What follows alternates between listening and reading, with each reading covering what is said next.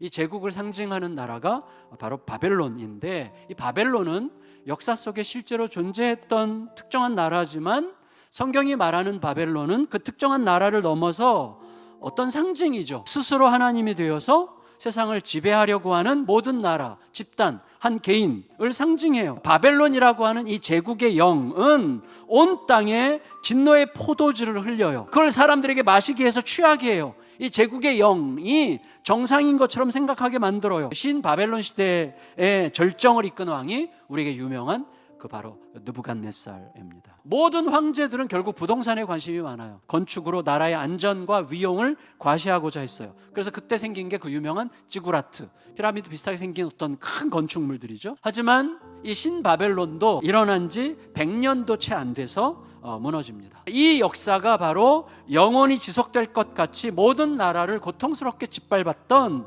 제국의 실체라는 거예요. 우리들은 제국에 늘 속아요. 제국의 거대함, 제국의 화려함, 실상이 너무나 뻔해요. 그걸 여러분에게 말씀드리려고 합니다. 왜냐하면 우리가 기억해야 되는데, 이 제국의 영, 스스로 폭망하는 자폭의 본질이 담겨 있기 때문에 그렇습니다. 힘을 계속해서 끌어모으고 계속 팽창하는 힘으로 유지되는 거예요. 그래서 계속 팽창하면서 얻는 그 역동으로 유지되는 본능이 있기 때문에 이 제국이 팽창을 멈추는 순간 어디서부턴가 저항 세력이 힘을 얻어서 구멍이 생기는 거예요. 유한한 걸 가지고 무한히 확장하려고 하기 때문에 필연적으로 착취하는 수밖에 없어요. 남의 걸 뺏어와야 돼요. 필연적으로 착취하는 수밖에 없지만 그것도 제한적이죠. 끝이 없어요. 그러니까 결국 종말에 도달하게 되는 거예요. 여러분 보세요. 착취해서 혹은 쌓아놨어요. 이건 두 가지로 쓰여요. 왜? 팽창을 위한 자원으로 쓰여야 돼요. 한쪽으로는 내가 과도하게 누려야 돼요. 비축해야 되는 자원이 나의 소모력과 그 다음에 새로운 팽창을 위한 투자 사이에서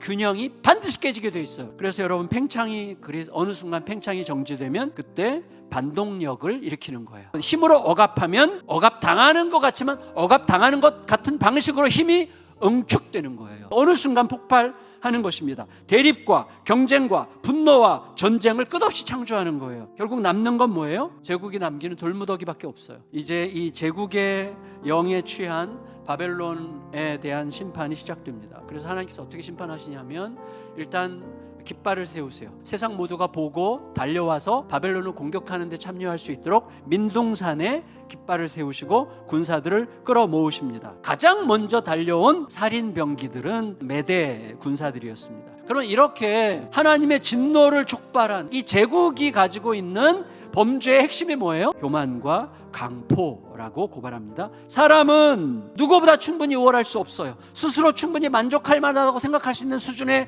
도달할 수 있는 존재가 아니에요. 그게 교만이에요. 교만의 속성이죠. 따라서 무지한 거예요. 그 무지한 탐욕을 달성하려고 하니까 무지해요. 근데 탐욕은 있어요. 그러니까 무지함으로 탐욕을 달성하려고 하니까 뭐가 나오는 거예요?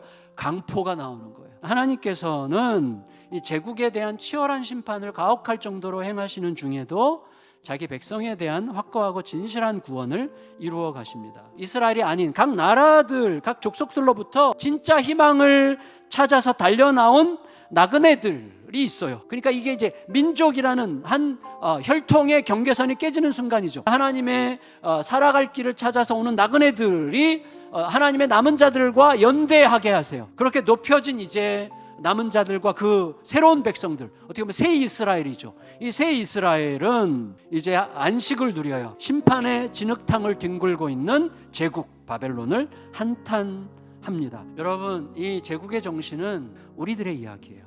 우리 안에 늘 들락거리는 어떤 정신입니다. 매일같이 예수 그리스도의 복음을 자신에게 가르치지 않으면 우리는 언제든지 그렇게 깨질 수 있습니다. 하지만 이렇게 가혹하고 칙칙하고 어두운 절망적 상황에서 인간을 구원하는 유일한 힘이 등장해요. 오늘 말씀처럼 그 좁은 문, 그 좁은 길, 곧 사랑이에요. 부디 우리 모두가 이 제국의 영에 휩쓸리지 않고 예수님의 위대한 사랑 안에서 승리하는 법을 계속 배워가고 누리고 확장시키는 은혜 위에 서 있게 되는 저와 여러분들이 모두 되시기를 예수님의 이름으로 축원합니다.